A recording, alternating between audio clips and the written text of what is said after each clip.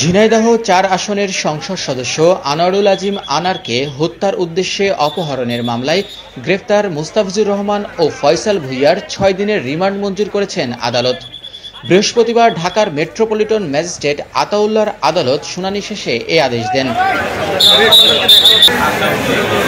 এর আগে মামলার তদন্ত কর্মকর্তা গোয়েন্দা পুলিশের সহকারী কমিশনার মাহফুজুর রহমান আসামিদের আদালতে হাজির করে ১০ দিনের রিমান্ড চেয়ে আবেদন করেন। রাষ্ট্রপক্ষে তাপস কুমার পাল রিমান্ড মঞ্জুরের পক্ষে শুনানি করেন, তবে আসামিদের পক্ষে কোনো আইনজীবী ছিলেন না। গতকাল বুধবার ঢাকা মেট্রোপলিটন পুলিশের অতিরিক্ত কমিশনার মোহাম্মদ হারুনুর রশিদের নেতৃত্বে খাগড়াছড়ি জেলার রামগড় উপজেলার দুর্গম পাহাড়ি এলাকায় অভিযান চালিয়ে ফয়সাল ও মোস্তাফিজকে গ্রেফতার করা হয়।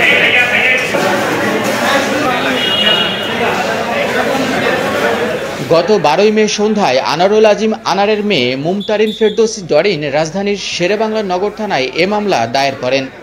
এ মামলায় শিমুল ভুঁইয়া ওরফে শিহাব ওরফে ফজল মোহাম্মদ ভুঁইয়া ওরফে আমানুল্লাহ সাইদ, তানভীর ভুঁইয়া ও সিলাস্তি রহমানকে গ্রেফতার করা হয়।